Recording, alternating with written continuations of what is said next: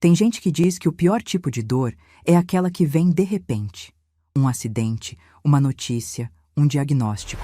A dor que chega sem avisar e te derruba no chão. Mas eu discordo.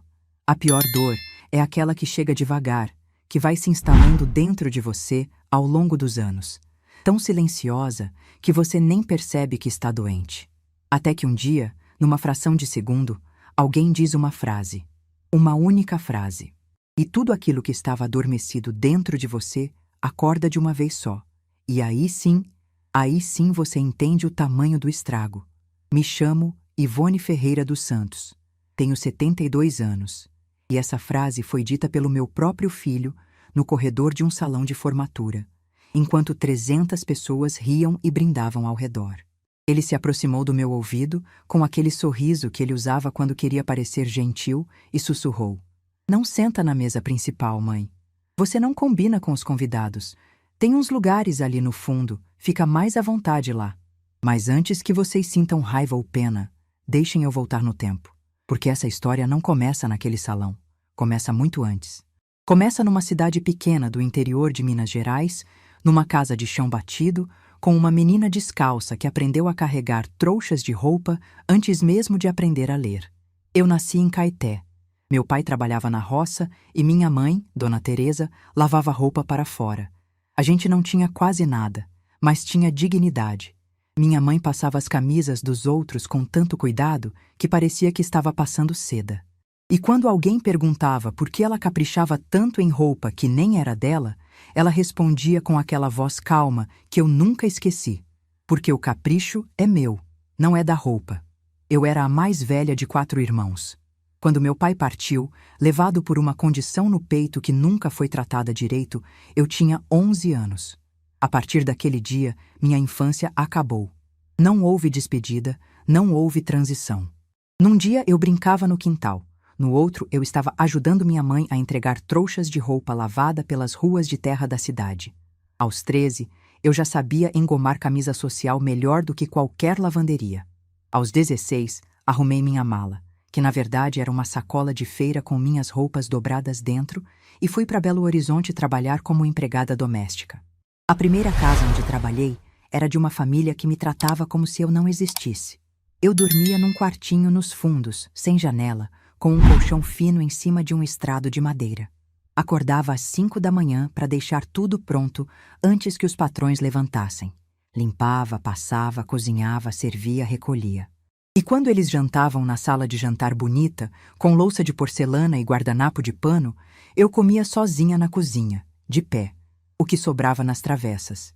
Mandava quase tudo que ganhava para minha mãe e ficava com o mínimo para sobreviver. Vestia roupa que a patroa descartava, calçava sapato apertado que a filha dela não queria mais.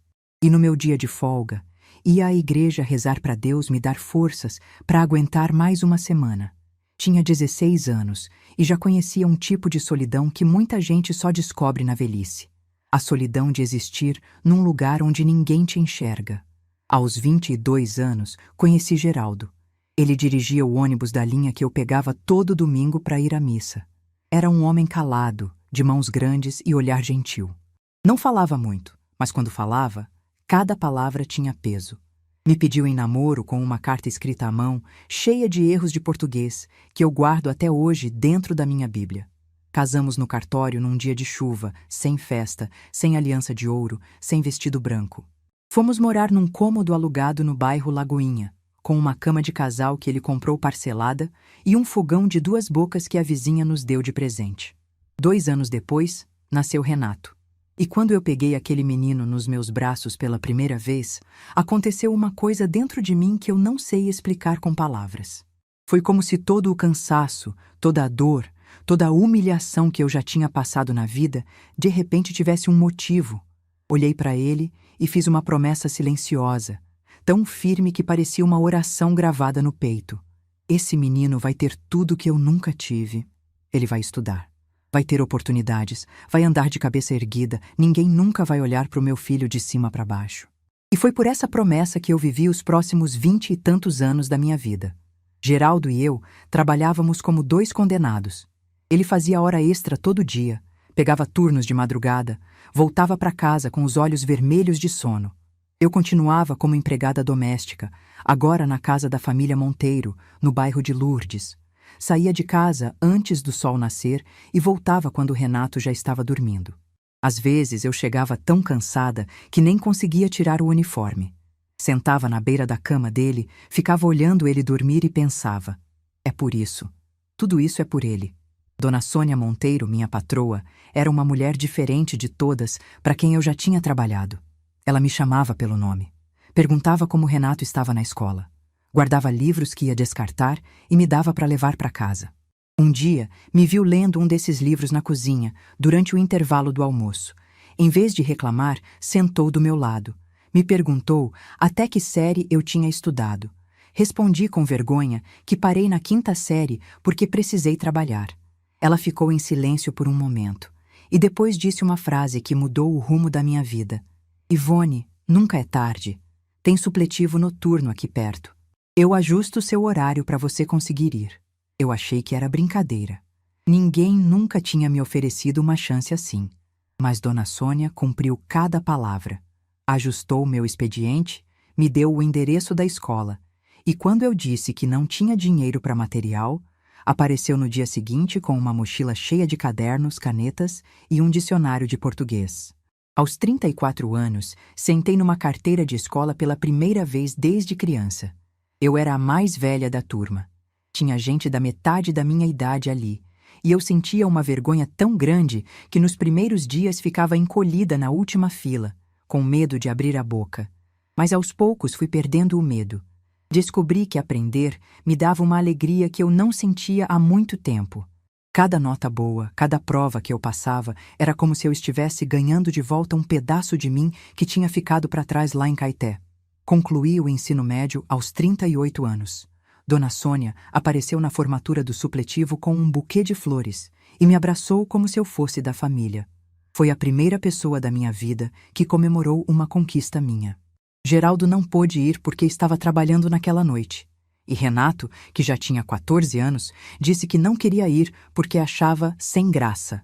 Formatura de supletivo. Mãe, não é formatura de verdade, ele disse sem tirar os olhos do videogame. Eu engoli a tristeza, coloquei as flores num copo de vidro com água e fui dormir sorrindo mesmo assim. Porque aquelas flores eram minhas. Aquela conquista era minha. E ninguém podia tirar isso de mim. Mas a vida, quando quer ser generosa, não é pela metade. Dona Sônia me apresentou a um programa de extensão da Universidade Federal, ligado a uma fundação que apoiava mulheres de baixa renda em projetos educacionais.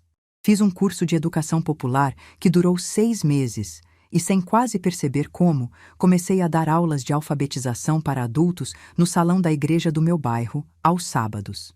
As primeiras turmas eram pequenas. 8, 10 pessoas. Homens e mulheres como eu, que tiveram os estudos roubados pela necessidade. Pedreiros que assinavam documentos com o polegar. Donas de casa que não conseguiam ler a bula de um remédio. Senhoras que nunca tinham escrito o próprio nome. E quando eu via aquelas mãos trêmulas segurando o lápis pela primeira vez, formando letras tortas no caderno, eu sentia uma emoção tão grande que precisava me virar de costas para ninguém ver que eu estava chorando. Porque eu sabia o que era aquilo. Eu sabia o tamanho daquele momento. Eu tinha sido cada uma daquelas pessoas. Enquanto isso, Renato crescia brilhante. Sempre foi o primeiro da turma, sempre tirava notas altas, sempre se destacava. Quando chegou a hora do vestibular, juntamos tudo que tínhamos e pagamos um cursinho pré-vestibular. Geraldo vendeu o relógio que tinha ganhado do pai dele. Eu fiz horas extras na casa da Dona Sônia. E quando o resultado saiu e o nome de Renato apareceu na lista de aprovados em Direito na Universidade Federal, eu caí sentada no chão da cozinha com o papel na mão, soluçando feito criança. Geraldo me levantou, me abraçou e disse baixinho, com a voz embargada: "A gente conseguiu, Ivone." Foram as últimas palavras de conquista que meu marido me disse. Porque 2 anos depois, um problema sério no coração levou Geraldo embora, numa madrugada de terça-feira. Ele não reclamou de dor, não pediu socorro, simplesmente dormiu e não acordou. Eu descobri de manhã, quando fui chamá-lo para o café. Estranhei o silêncio. Geraldo sempre acordava antes de mim. Entrei no quarto, toquei no ombro dele e senti que algo estava errado. A mão dele ainda estava quente quando eu segurei. E eu fiquei ali, sentada na beira da cama, segurando aquela mão. Por quanto tempo eu não sei. Podia ter sido minutos, podia ter sido horas. Só sei que quando finalmente soltei, algo dentro de mim se partiu de um jeito que nunca mais voltou a ser inteiro. Nos dias que se seguiram, eu funcionava no automático. Assinava papéis, recebia abraços, respondia perguntas. Mas por dentro estava oca. A casa ficou grande demais sem ele. O silêncio da madrugada, que antes era preenchido pela respiração dele, virou um vazio que doía nos ouvidos. A dor de perder Geraldo foi um buraco no peito que eu achei que nunca ia fechar. Mas eu tinha um filho no meio da faculdade e contas para pagar. Então fiz o que sempre fiz a vida inteira. Levantei, lavei o rosto, vesti o uniforme e fui trabalhar. Chorava no ônibus, de madrugada, encostada na janela, com o rosto virado para ninguém ver. Mas durante o dia, eu era rocha. Porque alguém precisava ser. Renato se formou. Passou na OAB de primeira tentativa. Conseguiu uma vaga num escritório de advocacia renomado.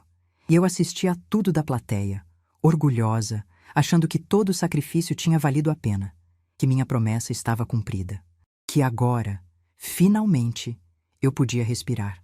Mas o que eu não sabia, o que eu ainda ia demorar anos para entender, é que ao criar um filho para ser tudo que eu não fui, eu criei um homem que tinha vergonha de tudo que eu sou.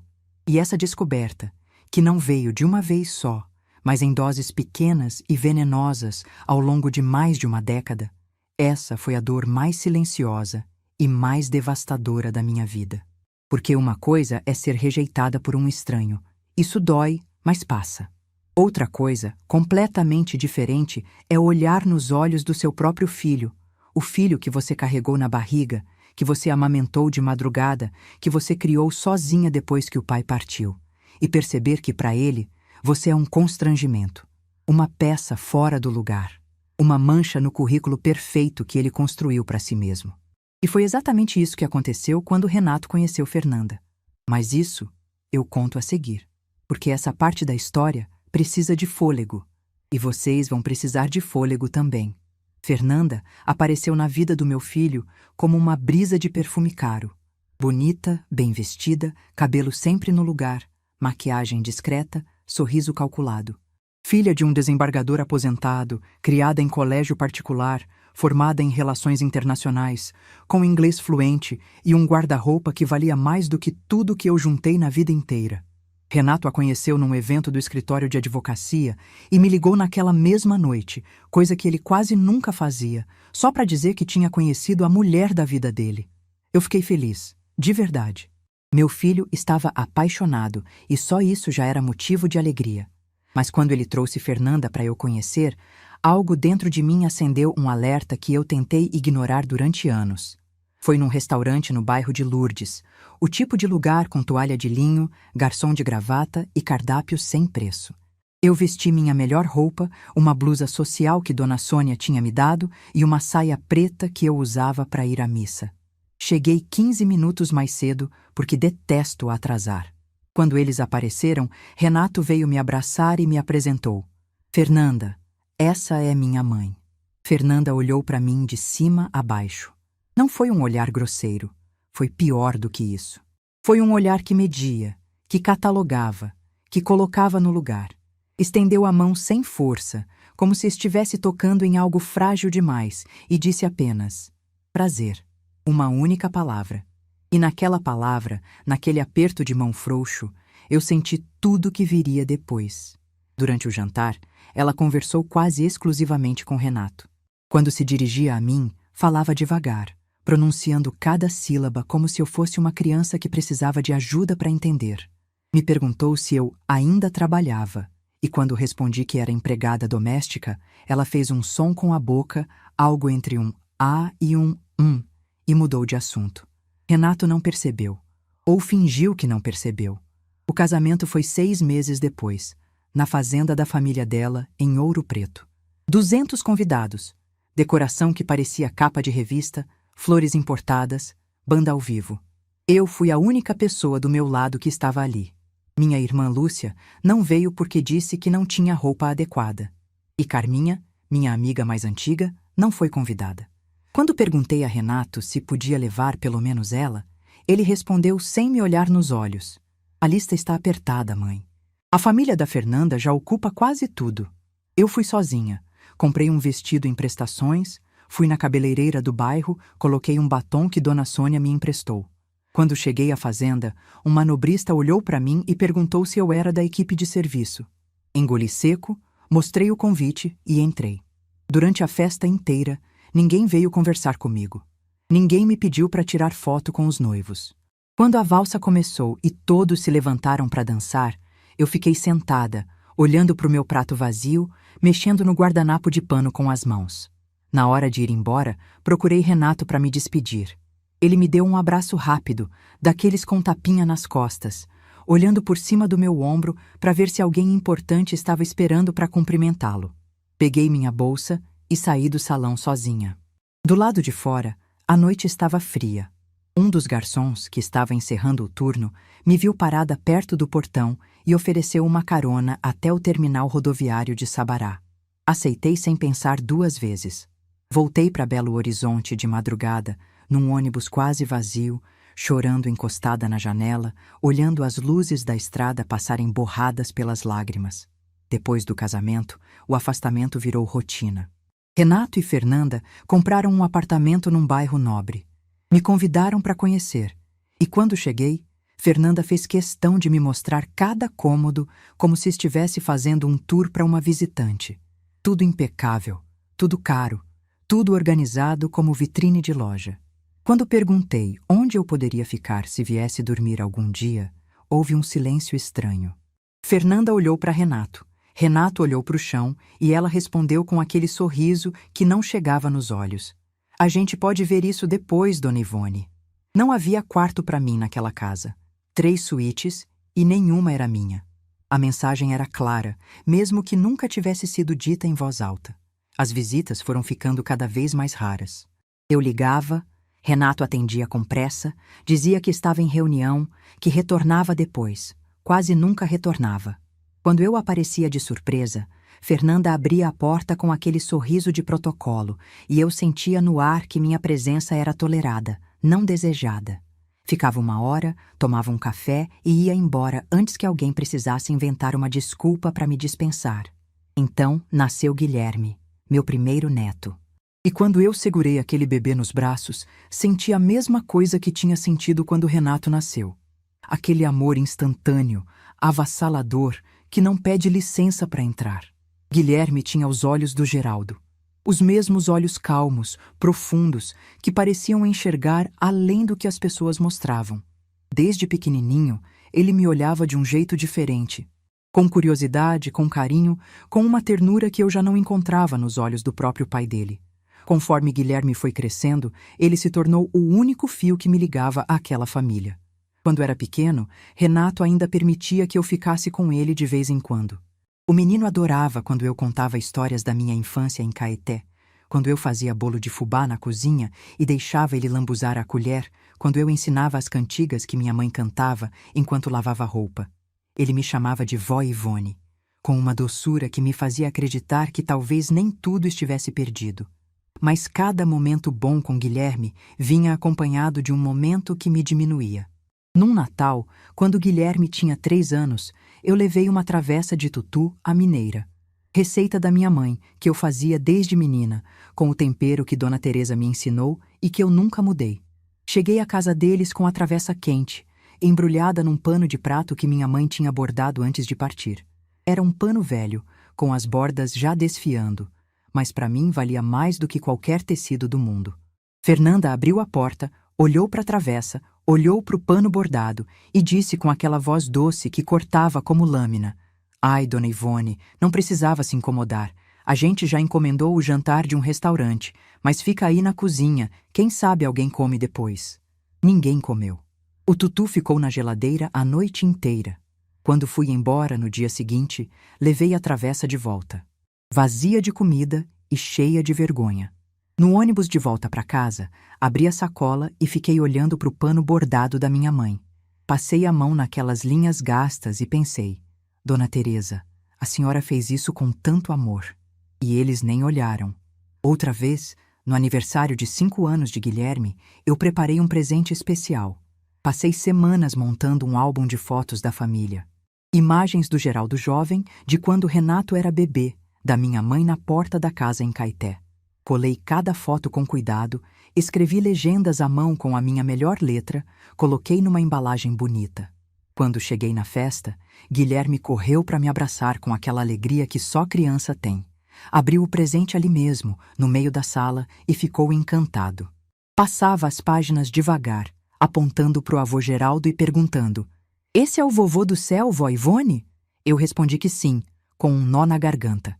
Ele começou a mostrar as fotos para os amiguinhos, orgulhoso, dizendo: "Olha minha avó quando era nova, olha meu vovô." Até que Fernanda apareceu. Tirou o álbum das mãos dele com aquele gesto eficiente de quem está organizando a bagunça e disse: "Depois você vê isso, filho. Agora vai brincar com seus amigos." Guardou o álbum numa gaveta da estante e nunca mais eu vi. Guilherme me olhou com aqueles olhos tristes, de quem não entende por que tiraram algo que ele gostava. Eu sorri para ele, fingindo que estava tudo bem, e fui para a cozinha ajudar a servir o bolo. Mas por dentro, mais uma rachadura se abria. Conforme Guilherme cresceu, as visitas ficaram mais difíceis. Fernanda o matriculou em aulas de inglês, de tênis, de piano. A agenda dele foi ficando cheia e eu fui sendo empurrada para as margens. Quando eu ligava para falar com ele, Fernanda dizia que estava ocupado. Quando eu pedia para buscá-lo na escola para uma tarde comigo, a resposta era sempre: "Essa semana não dá, dona Ivone. Quem sabe no mês que vem." O mês que vem nunca chegava. E teve um dia que me marcou de um jeito que carrego até hoje. Guilherme tinha uns 12 anos e a escola organizou um evento do Dia dos Avós. Ele me ligou animado, quase gritando no telefone: "Vó, tem uma festa para os avós na escola. Vem, por favor, vem." Eu fiquei tão feliz que comprei uma blusa nova no mesmo dia. Arrumei o cabelo, cheguei cedo na escola, ansiosa para ver meu neto. Mas quando entrei no portão, vi Renato no pátio, conversando com a coordenadora. Ele me viu e veio caminhando rápido, me puxou para o canto, perto das árvores, longe de todo mundo. E disse, com aquele tom que ele usava quando queria parecer gentil, mas estava me dando uma ordem: "Mãe, os pais da Fernanda vão estar aqui. São os outros avós. Eles são muito presentes na vida do Guilherme. Não precisa ficar muito tempo, tá? Dá um abraço nele e pode ir embora, para não ficar estranho." Para não ficar estranho. Eu era a estranha. Na vida do meu próprio neto, eu era o elemento que destoava. Olhei para o meu filho e não reconheci nada naquele rosto. Não vi o menino que eu embalava de madrugada, não vi o adolescente que comia meu bolo de fubá, não vi o universitário que chorou no meu ombro quando o pai partiu. Vi um homem de terno que estava me pedindo para sumir.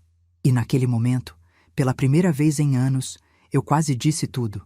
Senti as palavras subindo pela garganta como uma onda quente, pressionando os dentes, querendo sair. Quase perguntei se ele tinha vergonha do chão que eu esfreguei para pagar os livros dele. Quase perguntei se o diploma na parede do escritório pesava menos do que a mãe que sacrificou tudo por ele. Senti minhas mãos se fecharem, meus olhos arderem, meu corpo inteiro tremer. Foi o momento mais perto que eu cheguei de explodir. Mas não explodi. Porque minha mãe me ensinou que a dignidade é a última coisa que a gente perde. E naquele dia, era tudo que eu tinha. Não disse nada. Caminhei até Guilherme, que veio correndo me abraçar com aquela força que só neto tem. Apertei ele contra mim, senti o cheiro do cabelo dele e coloquei um bombom no bolso da calça, como fazia desde que ele era pequenininho. Ele sorriu e disse: "Obrigado, vó. Fica, vai." Eu disse que precisava ir, que tinha um compromisso, e saí pela porta dos fundos da escola sem que ninguém me visse. Chorei o caminho inteiro no ônibus, encostada na janela, com o rosto virado, como sempre. E naquela noite, sozinha no meu quarto, deitada na cama que já foi minha e do Geraldo, me fiz a pergunta que vinha me perseguindo há anos: onde eu errei? O que eu fiz de tão terrível para meu próprio filho ter vergonha de mim? É porque eu falo errado? Porque minhas mãos são ásperas de tanto esfregar chão? Fiquei horas olhando para o teto, procurando dentro de mim o defeito que justificasse aquela rejeição.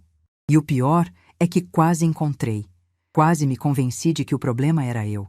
Mas tinha algo dentro de mim, uma voz que eu mal conseguia ouvir, que repetia baixinho uma verdade que eu ainda não estava pronta para aceitar. O problema nunca foi você, Ivone. Nunca foi. E enquanto meu filho me empurrava para fora da vida dele, algo estava acontecendo na outra parte da minha existência.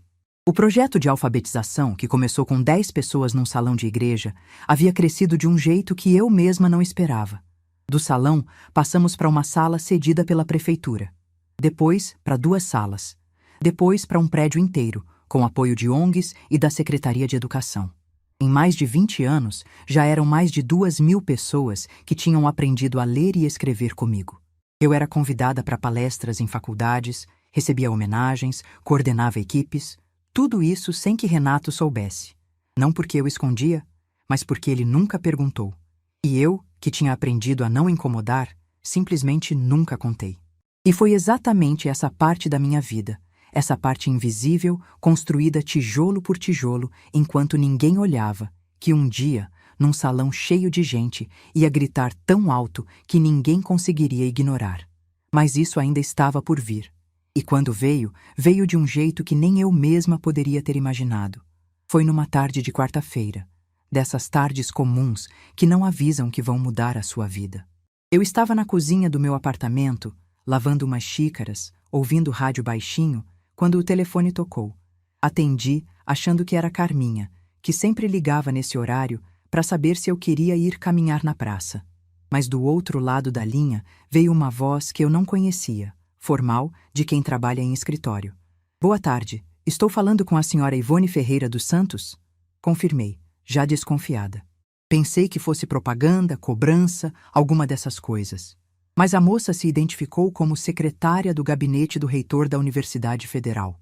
E o que ela disse em seguida me fez largar a xícara dentro da pia e sentar na cadeira da cozinha porque minhas pernas simplesmente pararam de funcionar. Ela disse que eu havia sido indicada por um conselho acadêmico, aprovada por unanimidade em votação do colegiado e que a universidade gostaria de me conceder o título de doutora honoris causa, a mais alta distinção que a instituição poderia oferecer em reconhecimento ao meu trabalho de mais de 2 décadas alfabetizando comunidades de Belo Horizonte. Pedi para ela repetir. Ela repetiu, com a mesma calma. Pedi para repetir de novo. E eu percebi que estava chorando sem fazer barulho, com a mão sobre a boca, as lágrimas escorrendo entre os dedos. Doutora honoris causa. Eu, Ivone, empregada doméstica, filha de lavadeira. A mulher que aprendeu a ler tarde demais e ensinou outros a ler porque sabia o tamanho daquela dor. Da mesma universidade onde meu filho e meu neto se formaram. A moça explicou que a cerimônia de entrega do título seria feita durante a colação de grau do curso de Direito, na mesma solenidade em que Guilherme ia receber o diploma. O reitor queria fazer uma homenagem especial, unindo a formatura dos alunos à entrega do honoris causa. Eu ia subir no mesmo palco onde meu neto ia receber o canudo. Disse que eu receberia uma carta oficial com todos os detalhes e me pediu confirmação. Quando desliguei o telefone, fiquei parada olhando para a parede da cozinha. Os azulejos brancos, a torneira pingando, o rádio tocando uma música que eu nem ouvia mais. Fiquei ali não sei quanto tempo. Depois me levantei, fui até o quarto, abri o guarda-roupa e fiquei olhando para as minhas roupas. Eu ia precisar de um vestido. Um vestido bonito, digno da ocasião. E ia precisar de coragem, muita coragem. Nos dias seguintes, recebi a carta oficial pelo correio. Envelope timbrado, papel grosso, letras douradas. Li tantas vezes que decorei cada palavra. Guardei dentro da minha Bíblia, junto com a carta de amor do Geraldo, cheia de erros de português. As 2 coisas mais importantes que alguém já colocou no papel para mim estavam ali, juntas, entre as páginas do livro de Salmos. Comprei um vestido azul marinho numa loja do centro com dinheiro que eu mesma juntei. Fui na cabeleireira, pedi para arrumar meu cabelo branco de um jeito elegante. Carminha me emprestou uns brincos discretos que tinham sido da mãe dela. Quando me olhei no espelho, quase não me reconheci. Não porque estivesse diferente por fora, mas porque algo nos meus olhos tinha mudado. Tinha uma luz ali que eu não via há anos. Mas 3 dias antes da cerimônia, quase desisti de tudo. Renato me ligou. Coisa rara. E quando vi o nome dele no visor do celular, meu coração acelerou daquele jeito que só filho faz a gente sentir, aquela mistura de esperança e medo que nunca passa, não importa quantos anos tenham se passado. Atendi com a voz mais calma que consegui. Ele foi direto. Disse que a formatura de Guilherme seria um evento muito importante, que a família de Fernanda estaria toda presente, que tinham reservado uma mesa grande na frente do salão. E então acrescentou, com aquele tom casual que ele usava quando queria esconder a crueldade dentro da educação. Se você quiser ir, mãe, chega cedo para não atrapalhar a organização. Senta em algum lugar mais discreto, que fica mais confortável para todo mundo. Mais confortável para todo mundo. Menos para mim. Desliguei o telefone e sentei na beira da cama. Olhei para o vestido azul marinho pendurado no cabide, para o convite oficial do reitor apoiado no criado mudo, para os brincos da Carminha em cima da cômoda. E me perguntei se valia a pena. Se eu aguentaria passar por mais uma humilhação naquele salão. Se não era melhor ligar para o gabinete do reitor, agradecer, inventar um problema de saúde e ficar em casa, protegida pelo silêncio que eu já conhecia tão bem. Passei aquela noite inteira acordada. Virava de um lado, virava do outro. A voz do meu filho ecoando na minha cabeça, se misturando com outras vozes, de outros momentos. Para não ficar estranho, do dia dos avós. A lista está apertada, do casamento. Depois você vê isso da Fernanda tirando o álbum das mãos do Guilherme. Todas aquelas frases que eu tinha engolido ao longo dos anos formaram um coro que repetia a mesma coisa. Você não pertence, Ivone. Você não combina. Você não é suficiente. De manhã, eu já tinha quase decidido não ir. Estava com o telefone na mão, pronta para ligar para o gabinete, quando a campainha tocou. Era Carminha, com café numa garrafa térmica e bolo de milho embrulhado num pano de prato. Aquela mulher tinha um sexto sentido para saber quando eu estava desmoronando. Entrou sem pedir licença, como fazia há 40 anos. Colocou o café na mesa, cortou o bolo e sentou na minha frente. Bastou me olhar para entender, não precisei dizer uma palavra. Ela olhou para o vestido pendurado, olhou para o convite, olhou para mim e disse com aquela firmeza tranquila que só Carminha tinha. Você não vai desistir, Ivone. Eu comecei a chorar. Disse que não sabia se conseguia, que meu filho ia me humilhar de novo, que ia me colocar no fundo do salão como sempre fazia, que eu não aguentava mais sentir que estava sobrando na vida das pessoas que eu mais amava. Carminha segurou minhas mãos, olhou nos meus olhos e disse uma frase que eu vou carregar até o último dia da minha vida. Se o seu filho não enxerga quem você é, ele vai ser obrigado a enxergar quando 300 pessoas estiverem de pé aplaudindo o seu nome. Sequei o rosto. Tomei o café. Comi o bolo. E quando Carminha foi embora, eu peguei o vestido, passei a mão no tecido e disse baixinho, para mim mesma, eu vou. O dia da cerimônia chegou com sol. Eu acordei antes das 5, como se meu corpo soubesse que aquele não era um dia qualquer. Tomei banho devagar, coloquei o vestido, arrumei o cabelo, passei o batom. Carminha veio me buscar e fomos juntas de ônibus até o campus. No caminho, ela segurava minha mão e eu segurava a bolsa contra o peito como se fosse um escudo. O salão era imenso. Lustres de cristal, cadeiras enfileiradas, flores nos arranjos das mesas. 300 pessoas, talvez mais. Famílias inteiras, bem vestidas, orgulhosas dos filhos e netos que iam receber o diploma. E ali, no meio daquele mar de gente, eu procurei meu filho. Encontrei Renato numa mesa na frente do salão. Fernanda ao lado, com um vestido prateado e um colar que brilhava sob os lustres. Os pais dela, elegantes, conversando com outras pessoas igualmente elegantes. Uma mesa de gente importante. Uma mesa onde eu não cabia. Quando me viu se aproximando, Renato se levantou rápido. Rápido demais. Veio ao meu encontro antes que eu chegasse perto da mesa. E ali, no corredor entre as fileiras de cadeiras, com o barulho das conversas ao redor abafando sua voz, ele chegou perto do meu ouvido e sussurrou as palavras que eu já contei no começo dessa história. mas que agora vocês vão ouvir de novo, sabendo de tudo que veio antes. Não senta na mesa principal, mãe. Você não combina com os convidados. Tem uns lugares ali no fundo. Fica mais à vontade lá. Eu olhei nos olhos dele. E dessa vez, não senti a raiva que quase me consumiu no dia dos avós. Não senti a tristeza que me acompanhou na volta do casamento. Senti algo diferente. Algo que eu nunca tinha sentido antes. Senti calma. Uma calma estranha, profunda, que vinha de um lugar dentro de mim que eu não conhecia. Era como se toda a dor acumulada em décadas tivesse finalmente se transformado em outra coisa. Não era raiva, não era resignação. Era certeza. A certeza de que, em poucos minutos, nada seria como antes. Assenti com a cabeça. Caminhei até o fundo do salão.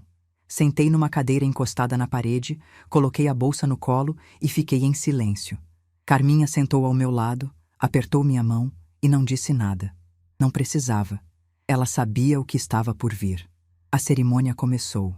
Discursos de abertura, palavras bonitas sobre justiça e vocação, aplausos educados. Um por um, os formandos foram chamados ao palco.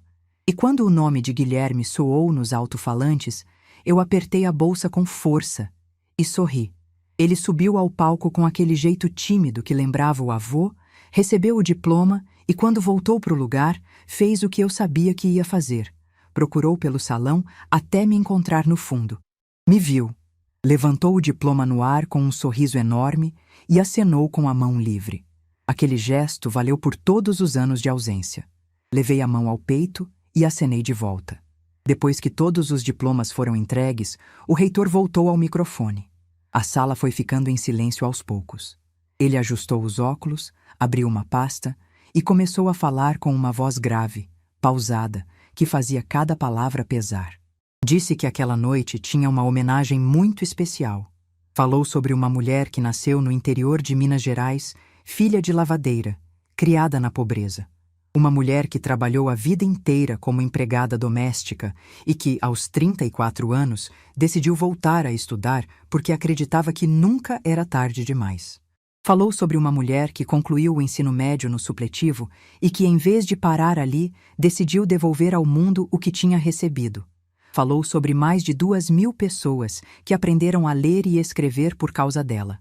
Sobre um projeto que começou num salão de igreja e se tornou referência em educação popular. Sobre uma vida inteira dedicada a dar aos outros aquilo que lhe foi negado. A cada frase, eu sentia meu coração bater mais forte. As pessoas no salão estavam em silêncio absoluto. Algumas já tinham os olhos marejados. O reitor fez uma pausa, olhou para a plateia e disse: "A universidade tem a honra de conceder o título de doutora honoris causa à senhora Ivone Ferreira dos Santos." O salão inteiro se virou. 300 cabeças procurando a dona daquele nome, e me encontraram ali, no fundo, na cadeira encostada na parede. A mulher que não combinava com os convidados. Levantei devagar. Minhas pernas tremiam tanto que achei que não ia conseguir dar o primeiro passo. Carminha apertou minha mão uma última vez e soltou. Comecei a caminhar pelo corredor central. Os aplausos começaram tímidos e foram crescendo, crescendo, até virar uma onda que tomou o salão inteiro. Pessoas se levantando, mãos batendo, olhos brilhando. Quando passei pela mesa da frente, a mesa onde eu não cabia, olhei de relance. Renato estava paralisado, o rosto branco, a boca entreaberta, os olhos arregalados. Fernanda segurava a taça com os dedos tão apertados que não tinham mais cor. Os pais dela se entreolhavam sem entender o que estava acontecendo. E Guilherme, meu neto. O menino dos olhos do Geraldo, o menino que guardava meus bombons no bolso, o menino que disse, "Fica, vai", na porta da escola. Guilherme estava de pé, com lágrimas escorrendo pelo rosto e um sorriso que eu nunca tinha visto nele. Estava aplaudindo com as mãos acima da cabeça, e eu vi nos lábios dele, sem som, a palavra que me atravessou como uma flecha de luz. Vó. Subi ao palco com as pernas bambas e o coração estourando. O reitor colocou a faixa nos meus ombros, me entregou o diploma e me abraçou. Quando ele me deu o microfone, eu olhei para aquele mar de rostos e minha mente ficou em branco por um instante. Respirei fundo e disse apenas: Eu dedico essa homenagem à minha mãe, Dona Teresa, que lavava roupa para os outros e sonhava que os filhos dela pudessem um dia ler os livros que ela nunca leu. E dedico a cada pessoa que acreditou em mim quando eu mesma tinha parado de acreditar. Não mencionei meu filho. Não precisei. A verdade já estava gritando naquele salão sem que eu precisasse dizer uma única palavra. Desci do palco com os aplausos ainda ecoando nas paredes. E enquanto caminhava de volta pelo corredor, com a faixa nos ombros e o diploma nas mãos, eu percebi algo que me fez parar no meio do caminho por um segundo. Pela primeira vez na vida, 300 pessoas estavam me olhando. E eu não estava invisível. Quando desci do palco, o salão ainda estava aplaudindo. Caminhei pelo corredor central com a faixa nos ombros e o diploma nas mãos. E a cada passo que eu dava, sentia uma coisa estranha acontecendo no meu corpo. As pernas que tremiam minutos antes agora estavam firmes. A boca que ficava em silêncio há décadas agora sorria sem pedir permissão. E os olhos que passaram anos olhando para o chão estavam olhando para frente, de cabeça erguida, pela primeira vez em tanto tempo que eu tinha esquecido como era. Não fui até a mesa do meu filho. Não precisava. Voltei para o fundo do salão, onde Carminha me esperava de pé, com os olhos vermelhos e o sorriso mais largo que eu já vi naquele rosto. Ela me abraçou apertado e disse no meu ouvido: "Sua mãe ia estar tão orgulhosa, Ivone, tão orgulhosa." E eu chorei. Mas dessa vez não era o choro de sempre, escondido, encostado na janela do ônibus, com o rosto virado para ninguém ver. Era um choro aberto, limpo, de quem finalmente se permitiu sentir o que merecia sentir. Antes que eu conseguisse secar o rosto, senti 2 braços me envolvendo por trás. Braços fortes, jovens, apertados. Virei e era Guilherme. Meu neto estava ali, com o diploma dele numa mão e lágrimas ainda escorrendo pelo rosto. E me abraçou de um jeito que ele não me abraçava desde criança. Daquele jeito inteiro, sem pressa, sem constrangimento, sem olhar para os lados para ver se alguém estava vendo.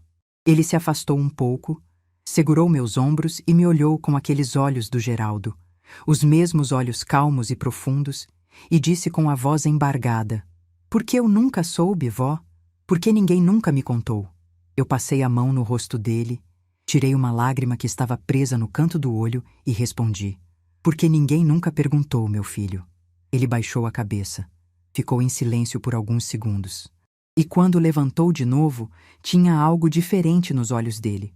Uma mistura de orgulho e de uma dor que ele ainda ia levar tempo para entender completamente. Ele disse: "Eu vou conhecer tudo, vó. Quero ver o projeto, quero conhecer seus alunos, quero saber tudo." Eu sorri e disse que sim, que ele seria bem-vindo a qualquer momento. Renato não veio me procurar naquela noite. Eu vi de longe quando ele se levantou da mesa, quando falou alguma coisa no ouvido de Fernanda, quando os dois saíram do salão antes do final da cerimônia. Saíram pela porta lateral, rápidos, de cabeça baixa, como quem foge de alguma coisa. E naquele momento, olhando meu filho ir embora, eu entendi uma coisa que me doeu, mas que também me libertou. Ele não saiu de vergonha de mim. Saiu de vergonha de si mesmo. Carminha e eu voltamos para casa de ônibus, como sempre. Mas naquela noite o ônibus parecia diferente. A cidade lá fora parecia diferente. Tudo tinha a mesma forma, as mesmas luzes, os mesmos sons. Mas eu olhava para tudo com olhos novos. Olhos de uma mulher que acabava de descobrir, aos 72 anos, que existia uma versão dela que o mundo ainda não conhecia. Que ela mesma ainda não conhecia. Quando cheguei em casa, coloquei a faixa do honoris causa sobre a mesa da sala e fiquei olhando. Parecia impossível. Aquela faixa, com o nome da universidade bordado em dourado, estava na minha mesa. Na mesa de uma empregada doméstica. Na mesa de uma filha de lavadeira que aprendeu a ler aos 34 anos. Passei a mão no tecido e senti o peso daquela conquista. Não era só um título. Era a prova de que eu existia, de que minha vida tinha valido alguma coisa além de servir os outros. Naquela noite, dormi a noite inteira pela primeira vez em meses, sem virar de um lado para o outro, sem acordar de madrugada com o peito apertado, sem ficar olhando para o teto procurando respostas. Dormi com a paz de quem finalmente parou de lutar contra si mesma. Guilherme apareceu no meu apartamento 2 dias depois. Veio sozinho, sem avisar, com um buquê de margaridas que ele comprou na floricultura da esquina. Quando abri a porta e vi as flores, pensei imediatamente em Dona Sônia e no buquê que ela levou na minha formatura do supletivo, tantos anos atrás. A vida tem dessas rimas que a gente só percebe quando olha para trás. Ele entrou, sentou no sofá e ficou ali a tarde inteira. Eu fiz café, cortei bolo de fubá, daquele que ele adorava desde pequeno, e contei para ele tudo, desde o começo. Desde o salão da igreja com 10 alunos até o prédio com salas equipadas e uma equipe de voluntários.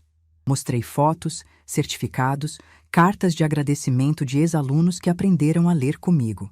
Ele segurava cada papel com cuidado, lia cada palavra, e eu via no rosto dele aquela expressão que eu conhecia bem, a expressão de alguém que está descobrindo que a pessoa na sua frente é muito maior do que ele imaginava.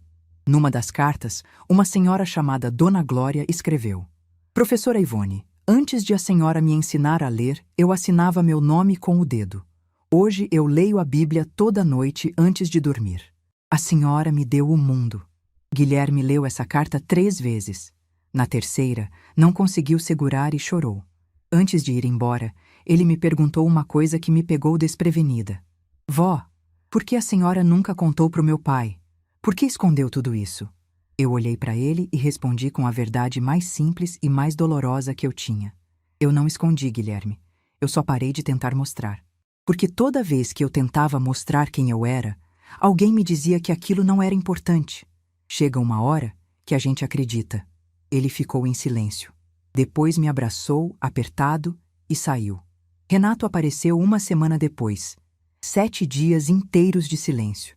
7 dias em que eu imaginei todas as conversas possíveis, ensaiei todas as respostas, me preparei para todas as desculpas.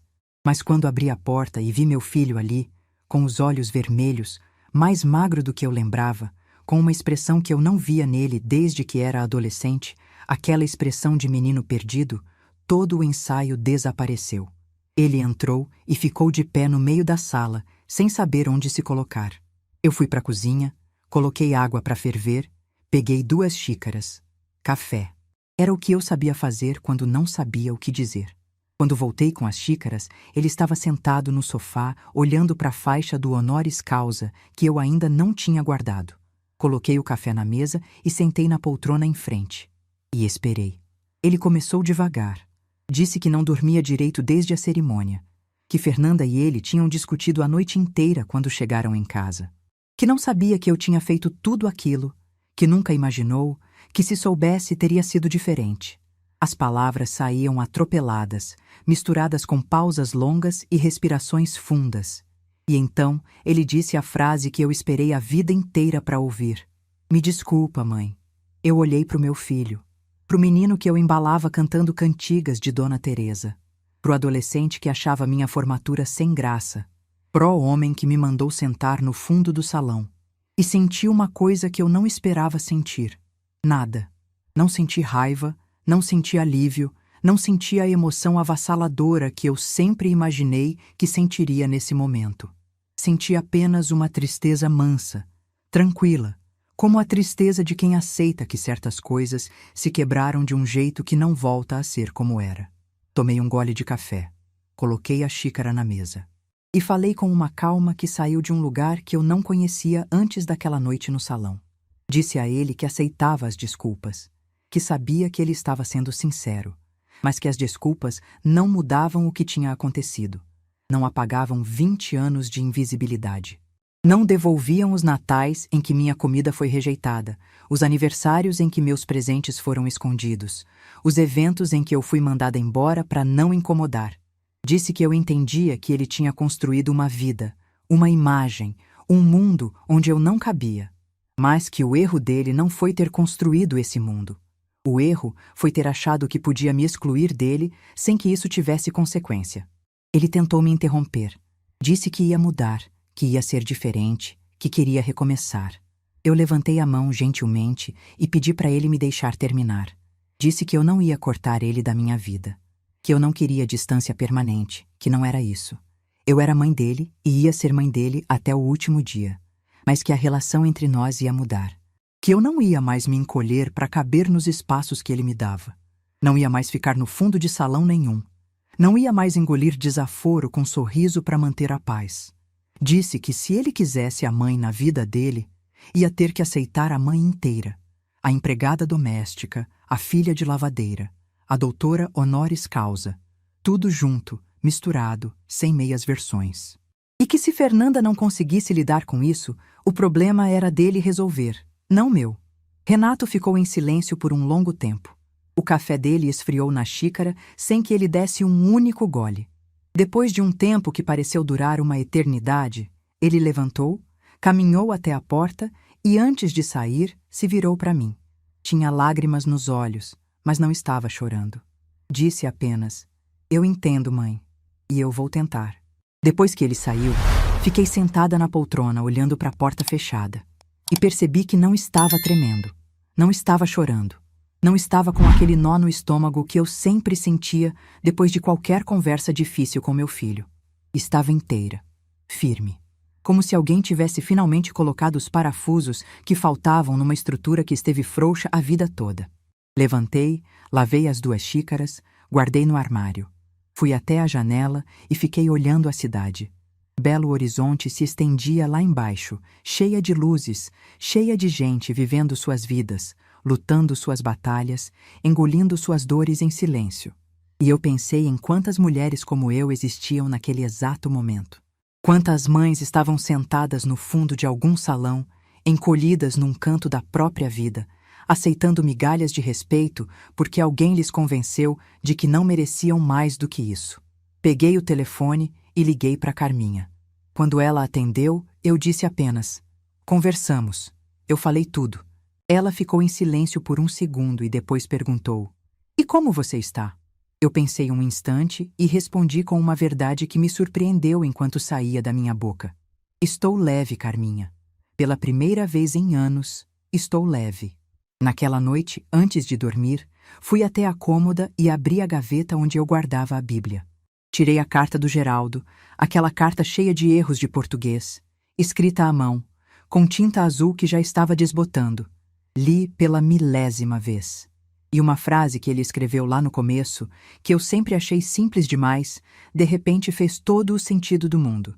"Ivone, você é a mulher mais forte que eu conheço. Só falta você acreditar nisso." Geraldo sabia. Desde o começo, ele sabia. E levou 30 anos a perda dele, décadas de humilhação silenciosa e uma noite num salão de formatura para eu finalmente entender o que ele quis dizer. Guardei a carta de volta na Bíblia. Apaguei a luz. E pela 2ª noite seguida, dormi em paz. Não a paz de quem resolveu todos os problemas, mas a paz de quem finalmente parou de ser o problema. 6 meses se passaram desde aquela noite no salão de formatura. 6 meses que pareceram 6 anos, porque cada dia trouxe uma descoberta nova sobre a mulher que eu estava me tornando. Ou melhor, sobre a mulher que eu sempre fui e que finalmente tinha parado de se esconder. Eu continuo morando no meu apartamento em Belo Horizonte. O mesmo apartamento pequeno, com a varanda de onde se vê a cidade se acender quando a noite chega. Mas agora ele está diferente. Tem mais cor, mais vida, mais presença. Coloquei uma estante na sala, onde antes tinha só parede vazia. Nessa estante estão meus livros, os certificados do projeto de alfabetização, algumas fotos que eu mesma escolhi colocar ali, e no centro, num suporte de veludo que Carminha me deu de presente, o diploma de doutora honoris causa. Toda vez que passo por ali e olho para aquele papel, ainda sinto um arrepio. Não de surpresa, porque já me acostumei, mas de gratidão. Gratidão por não ter desistido naquela manhã em que quase liguei para o gabinete do reitor para cancelar tudo. O projeto de alfabetização continua. E cresceu. Depois da cerimônia, a universidade me convidou para fazer parte de um programa de extensão comunitária como coordenadora voluntária. Ganhei uma sala no campus, com mesa, computador, telefone. Eu, que por décadas entrava em universidade só como empregada doméstica, agora entrava pela porta da frente, com um crachá pendurado no pescoço e alunos me chamando de Professora Ivone. Às vezes me pego sorrindo sozinha nos corredores, achando graça do destino. As turmas de alfabetização agora funcionam em 3 bairros diferentes. Temos voluntários jovens, A maioria estudantes universitários que querem experiência prática. E tem uma coisa que me emociona toda vez. Alguns dos meus ex-alunos, pessoas que aprenderam a ler comigo há 10, 15 anos, voltaram como voluntários para ajudar os novos. Dona Glória, aquela mesma que escreveu a carta que fez Guilherme chorar, hoje me ajuda nas aulas de terça e quinta. Ela diz que quer devolver o que recebeu. Quando a ouço dizer isso, preciso respirar fundo para não desmanchar na frente de todo mundo. Guilherme cumpriu cada palavra que disse naquela noite. Ele aparece no projeto toda semana, às vezes 2 vezes por semana. Ajuda com a parte de informática, ensina os alunos a mexer no celular, no computador, coisas que eu mesma ainda estou aprendendo. Mas o mais bonito não é o que ele faz, é como ele faz. Com paciência, com respeito, com aquele olhar do Geraldo que parece dizer a cada aluno: eu te enxergo, você importa. Um dia depois de uma aula, estávamos arrumando a sala quando ele disse, sem me olhar, como se estivesse falando com a parede: Vó, eu tenho vergonha do meu pai. Parei o que estava fazendo. Ele continuou: vergonha de como ele tratou a senhora. Vergonha de eu não ter enxergado antes. Vergonha de ter sido criado achando que certas pessoas valiam mais que outras por causa de um diploma ou de um sobrenome. Eu larguei os papéis que estava organizando, sentei na cadeira ao lado dele e disse: não tenha vergonha do seu pai, Guilherme. Tenha compaixão. Ele foi criado por uma mãe que ensinou que o valor das pessoas está no que elas conquistam, não no que elas são. Eu falhei nisso. Ensinei ele a subir, mas esqueci de ensinar ele a olhar para trás e estender a mão. Guilherme me olhou com aqueles olhos molhados e disse: a senhora não falhou em nada, vó. Ele que escolheu não aprender. Ficamos em silêncio por um tempo. Depois ele abriu a mochila e tirou de dentro um embrulho. Era um pacote retangular, embrulhado em papel pardo, meio amassado, como se tivesse ficado guardado por muito tempo num lugar apertado. Me entregou e disse apenas: achei isso no fundo do meu armário quando me mudei para o meu apartamento novo. Estava lá desde que eu era criança. Abri o embrulho devagar. E quando vi o que era, minhas mãos pararam no ar. Era o álbum de fotos. O mesmo álbum que eu montei para o aniversário de 5 anos dele. O mesmo que Fernanda tirou das mãos dele e guardou numa gaveta da estante. O mesmo que eu achava que tinha sido jogado fora há anos. Mas não foi jogado fora. Guilherme, quando era menino, tirou o álbum daquela gaveta escondido e guardou no próprio quarto, e carregou consigo durante todos esses anos, de mudança em mudança, sem nunca contar para ninguém. Abri a primeira página. Ali estava Geraldo jovem, com aquele sorriso tímido que me fez me apaixonar no ponto de ônibus. Na segunda página, Renato bebê, no colo do pai, com uma chupeta que parecia grande demais para a boca dele. Na terceira, minha mãe, Dona Teresa, na porta da casa de Caeté, com um balde de roupa na cabeça e um sorriso nos lábios que eu reconheceria em qualquer lugar do mundo. As legendas que eu escrevi à mão com a melhor letra que eu tinha ainda estavam ali, um pouco desbotadas, um pouco borradas pelo tempo, mas legíveis. E na última página, uma que eu tinha esquecido que existia, eu tinha escrito uma dedicatória para o meu neto Guilherme, para que ele sempre saiba de onde veio. Com amor, vó Ivone. Segurei aquele álbum contra o peito e chorei. Chorei pelo menino de 5 anos que escondeu um presente da avó no fundo do armário, porque sabia, mesmo sem entender por quê, que aquilo era importante demais para ser esquecido. Chorei pelo homem de 22 anos que carregou aquele álbum por quase 2 décadas sem saber o peso que ele tinha. E chorei por mim, pela mulher que achou que aquele gesto de amor tinha sido descartado como lixo, quando na verdade tinha sido guardado como tesouro. Guilherme me abraçou e ficou ali, em silêncio, me deixando chorar. Ele aprendeu isso comigo, que às vezes a coisa mais generosa que a gente pode fazer por alguém é simplesmente ficar. Sobre Renato, ele está tentando. Não vou mentir dizendo que está tudo resolvido porque não está, mas ele liga toda semana. Às vezes a conversa é curta, às vezes é só para perguntar como eu estou, mas ele liga. Me visitou 3 vezes nesses 6 meses. Na última vez, trouxe um bolo de padaria e ficou constrangido quando viu que eu tinha acabado de fazer um bolo de fubá. Ofereci os 2 e ele comeu do meu. Não disse nada sobre isso, não fez comentário nenhum, mas comeu 2 fatias. E isso Para quem conhece a nossa história, foi mais do que qualquer pedido de desculpas. Fernanda nunca veio ao meu apartamento. Nunca ligou. Nunca mandou mensagem. E eu não a procurei. Não por rancor, mas porque entendi que certas relações não são minhas para consertar. Segundo Guilherme, ela e Renato estão passando por um momento difícil. Não quis saber os detalhes. A vida deles é deles, e eu já aprendi que me colocar no meio de batalhas que não são minhas só me machuca. Carminha continua sendo Carminha. Minha rocha, minha consciência, minha melhor amiga. A gente caminha na praça todo fim de tarde, toma café juntas, reclama do calor, comenta as novelas. Ela me trata como sempre me tratou, como Helena Ivone Ferreira dos Santos, uma mulher inteira com defeitos e qualidades, e não como a mãe de alguém ou a avó de alguém. Semana passada fiz algo que eu estava planejando há meses. Peguei um ônibus para Caeté.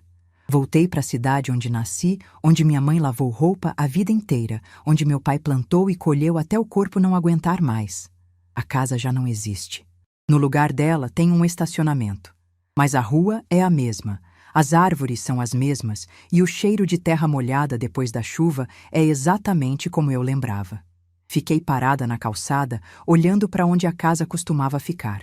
Fechei os olhos e vi minha mãe estendendo roupa no varal, cantando baixinho. Vi meu pai chegando da roça com as botas sujas de barro. Vi a menina que eu fui, descalça, com as mãos cheias de sabão, ajudando a torcer os lençóis. Abri os olhos e a imagem sumiu, mas a sensação ficou. A sensação de pertencer a algum lugar, de ter raízes, de carregar dentro de mim uma história que ninguém pode apagar.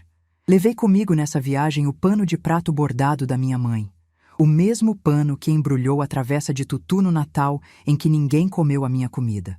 Eu guardei esse pano durante todos esses anos, dobrado dentro de uma gaveta, junto com outras coisas da Dona Teresa. E naquele dia, em Caeté, parada na calçada onde nossa casa existiu, eu tirei ele da bolsa, desdobrei e fiquei olhando para o bordado.